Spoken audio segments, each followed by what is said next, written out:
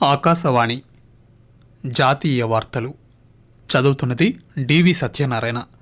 ఈనాటి వార్తల్లోని ముఖ్య అంశాలు: ఆరోగ్యకరమైన జీవనశైలిని దైనందిన జీవితంలో అవలంబించేలా ప్రజలకు వైద్యులు ఎప్పటికప్పుడు అవగాహన కల్పించాలని రాష్ట్రపతి ద్రౌపది ముర్ము సూచించారు.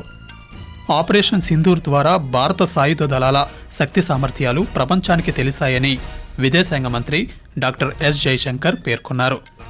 నైసార్ ఉపగ్రహ ప్రయోగం విజయవంతమైందని ఇస్రో చైర్మన్ వి నారాయణన్ ప్రకటించారు. దేశంలోని అన్ని రాష్ట్రాల్లో వందే భారత్ రైలు సేవలను విస్తరించనున్నామని రైల్వే శాఖ మంత్రి అశ్విని వైష్ణవ్ తెలిపారు. మణిపూర్లో రాష్ట్రపతి పాలనను మరో 6 నెలల పాటు పొడిగించేందుకు లోక్సభ ఈరోజు ఆమోదం తెలిపింది. వార్తల వివరాలు: దేశ ఆరోగ్య సంరక్షణలో వైద్యులు కీలక పాత్ర పోషిస్తున్నారని రాష్ట్రపతి ద్రౌపది ముర్ము పేర్కొన్నారు.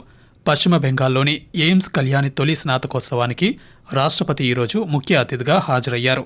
ఈ సందర్భంగా ఆమె ప్రసంగిస్తూ రోగ నిరోధకత సామర్థ్యంలో భారతదేశం గణనీయమైన పురోగతి సాధించిందన్నారు. గత సంవత్సరం ట్రొకోమో రహిత దేశంగా భారత్ ప్రకటించబడిందని తెలిపారు. మధుమేహం, గుండె జబ్బులు, ఊబకాయం వంటి ఆరోగ్య సమస్యలను నియంత్రించడంలో వైద్యులు తమ వంతు కృషి చేస్తున్నారని చెప్పారు. కొత్త పరిశోధనలు, వైద్య పద్ధతులపై ప్రత్యేక దృష్టి సారించాలని వైద్యులకు సూచించారు. పేదలకు ఉచిత వైద్య సేవలను అందించడంలో డాక్టర్ బీసీ రాయ్ను ఆదర్శంగా తీసుకోవాలన్నారు.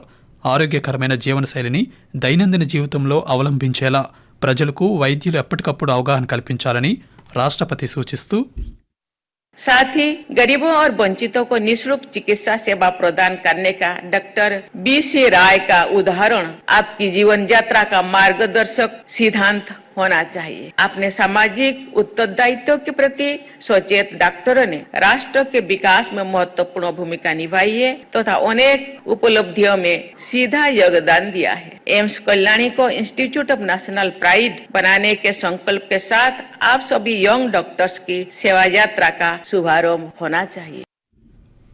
పెహల్గాం ఉగ్రవాద దాడికి ప్రతిస్పందనగా చేపట్టిన ఆపరేషన్ సింధూర్ ద్వారా భారత సాయుధ దళాల శక్తి సామర్థ్యాలు ప్రపంచానికి తెలిసాయని విదేశాంగ మంత్రి డాక్టర్ ఎస్ జైశంకర్ పేర్కొన్నారు. ఈరోజు ఉదయం రాజ్యసభలో ఆపరేషన్ సింధూర్పై తిరిగి చర్చ చేపట్టారు. ఈ సందర్భంగా జైశంకర్ మాట్లాడుతూ, ఆపరేషన్ సింధూర్ సమయంలో సాయుధ దళాల పనితీరు దేశాన్ని గర్వపడేలా చేసిందన్నారు. ఆర్టికల్ 370 రద్దు తర్వాత అభివృద్ధి చెందుతున్న జమ్మూ కశ్మీర్ ఆర్థిక వ్యవస్థను నాశనం చేయడమే పెహల్గాం ఉగ్రదాడి వెనుక ఉద్దేశమని వెల్లడించారు. పాకిస్తాన్ ఉగ్రవాదానికి తన మద్దతును పూర్తిగా ఉపసంహరించుకున్నంత వరకు సింధు జలాల ఒప్పందం నిలిపివేత కొనసాగుతుందని జైశంకర్ స్పష్టం చేశారు. When the Pahalgam attack happened on April 22nd, a number of steps were taken. Pakistani visas under SARC were cancelled. The mission was reduced in strength. The military advisors were expelled. But the most important decision was to hold the Indus Waters Treaty in abeyance. And we are living up to a commitment. I will come to that commitment, sir, in the UN Security Council, that those responsible for the attack will be held accountable. Every issue that we have had with the United States, we have had no hesitation taking up. We took up deportations. Today, we do not have that problem. We took up visas. We took up the cause of students. NISAR ఉపగ్రహ ప్రయోగం విజయవంతమైందని ISRO chairman వి నారాయణన్ ప్రకటించారు. ఈరోజు సాయంత్రం ఆంధ్రప్రదేశ్లోని శ్రీహరికోటలో ఉన్న సతీష్ ధావన్ అంతరిక్ష ప్రయోగ కేంద్రం షార్ నుండి జిఎస్ఎల్వి F-16 వాహక నౌక ద్వారా ఈ ఉపగ్రహాన్ని నింగిలోకి ప్రవేశపెట్టారు. ప్రయోగించిన 19 నిమిషాల అనంతరం నిర్దేశిత కక్షలోకి ఇది చేరుకుందని ఇస్రో చైర్మన్ పాత్రికేయుల సమావేశంలో వెల్లడించారు. సూర్య అనువర్తిత కక్షలోకి ప్రవేశపెట్టిన మొట్టమొదటి ఉపగ్రహ ప్రయోగం ఇదేనని వి Narayanan వెల్లడిస్తూ, I am extremely happy to announce that GSLV F-16 vehicle has successfully and precisely injected the NASA-ISRO Synthetic Aperture Radar Satellite (NSR) satellite, weighing 2,393 kg intended orbit. Let me congratulate all the teams from ISRO and NASA JPL on this outstanding success. This is our 102nd launch from Sriharikota and the 18th mission of GSLV. This is the first GSLV mission to the Sun synchronous polar orbit. Akashvani జాతీయ వార్తలు వింటున్నారు.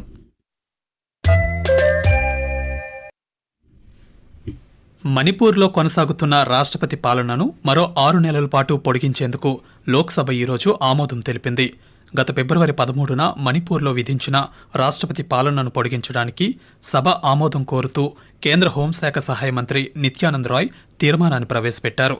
ఈ సందర్భంగా ఆయన మాట్లాడుతూ ఆ రాష్ట్రంలో సాధారణ స్థితిని కొనసాగించడానికి రాష్ట్రపతి పాలనను పొడిగించాల్సిన అవసరం ఉందన్నారు.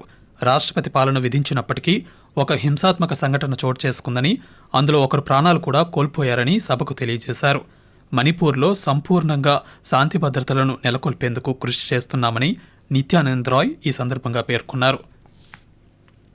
దేశంలోని అన్ని రాష్ట్రాల్లో వందే భారత్ రైలు సేవలను రానున్న 3 సంవత్సరాల్లో విస్తరించనున్నామని రైల్వే శాఖ మంత్రి అశ్విని వైష్ణవ్ తెలిపారు.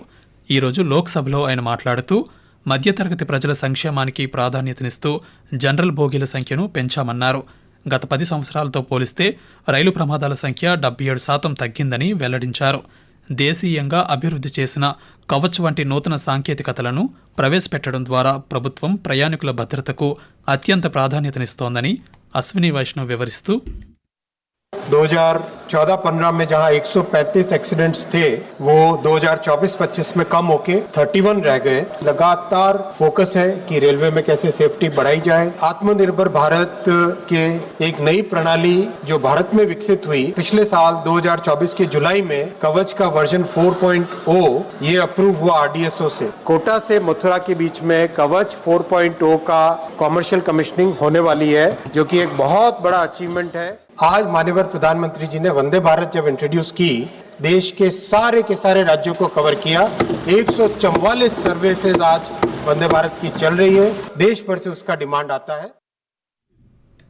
సంచార్ సాథీ పోర్టల్ సహాయంతో దేశవ్యాప్తంగా 1,36,00,000 నకిలీ మొబైల్ కనెక్షన్లను తొలగించామని కేంద్ర కమ్యూనికేషన్ల శాఖ మంత్రి జ్యోతిరాదిత్య సింధియా తెలిపారు.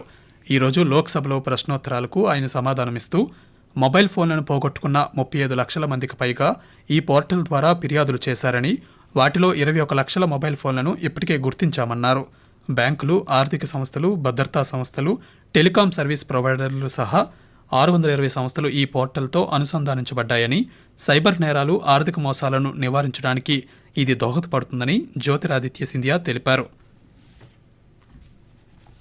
అశ్లీలత, హింసను ప్రోత్సహించే అభ్యంతరకర వీడియోలను ప్రసారం చేసే పలు ఓటీటీ వేదికలను ప్రభుత్వం నిషేధించిందని కేంద్ర సమాచార ప్రసార శాఖ సహాయ మంత్రి డాక్టర్ ఎల్ మురుగన్ లోక్సభకు వెల్లడించారు. ఇప్పటి వరకు అటువంటి 43 ఓటీటీ వేదికలను బ్లాక్ చేశామని తెలియజేశారు. జమ్మూ కాశ్మీర్లో ప్రతికూల వాతావరణ పరిస్థితుల కారణంగా అమర్నాథ్ యాత్రను ఈరోజు నిలిపివేశారు. ఉభయ మార్గాల్లోనూ ఈరోజు తెల్లవారుజాము నుండి భారీ వర్షాలు కురవడంతో ఈ నిర్ణయం తీసుకున్నామని అధికారులు వెల్లడించారు. రేపు బల్టాల్ బేస్ క్యాంప్ నుండి బయలుదేరవలసిన మరో బృందాన్ని కూడా నిలిపివేశామని తెలిపారు. పౌర పురస్కారాలైన పద్మ అవార్డులకు నామినేషన్ల చివరి తేదీని ఆగస్టు 15 వరకు పొడిగించారు. అవార్డులకు నామినేషన్లను రాష్ట్రీయ పురస్కార్ పోర్టల్ నందు ఆన్లైన్ విధానంలోనే స్వీకరిస్తున్నారు. గణతంత్ర దినోత్సవం సందర్భంగా ప్రకటించే పద్మ అవార్డులు 2026కు సంబంధించిన నామినేషన్లు మార్చి 15న ప్రారంభమయ్యాయి. తూర్పు రాజస్థాన్, పశ్చిమ మధ్యప్రదేశ్లలో రాగల 24 గంటల్లో భారీ నుండి అతి భారీ వర్షాలు కురిసే అవకాశముందని భారత వాతావరణ శాఖ IMD తెలిపింది. ఆయా ప్రాంతాల్లో ఇప్పటికే రెడ్ అలర్ట్ ప్రకటించింది. అలాగే హిమాచల్ ప్రదేశ్, జమ్మూ కాశ్మీర్, ఉత్తరాఖండ్ రాష్ట్రాల్లో కూడా భారీ వర్షపాతం నమోదయ్యే అవకాశముందని పేర్కొంది. ఇదిలా ఉండగా ఒడిశా, పశ్చిమ బెంగాల్, జార్ఖండ్ రాష్ట్రాల్లో గత 2 రోజులుగా విస్తారంగా వర్షాలు కురుస్తున్నాయని భారత వాతావరణ శాఖ IMD వెల్లడించింది. జాతీయ వార్తలు ముగించే ముందు ముఖ్య అంశాలు మరోసారి. ఆరోగ్యకరమైన జీవనశైలిని దైనందిన జీవితంలో అవలంబించేలా ప్రజలకు వైద్యులు ఎప్పటికప్పుడు అవగాహన కల్పించాలని రాష్ట్రపతి ద్రౌపది ముర్ము సూచించారు.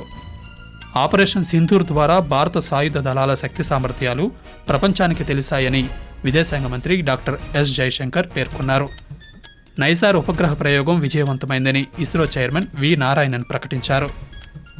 దేశంలోని అన్ని రాష్ట్రాల్లో వందే భారత్ రైలు సేవలను విస్తరించనున్నామని రైల్వే శాఖ మంత్రి అశ్విని వైష్ణవ్ తెలిపారు. ఆకాశవాణి జాతీయ వార్తలు ఇంతటితో సమాప్తం.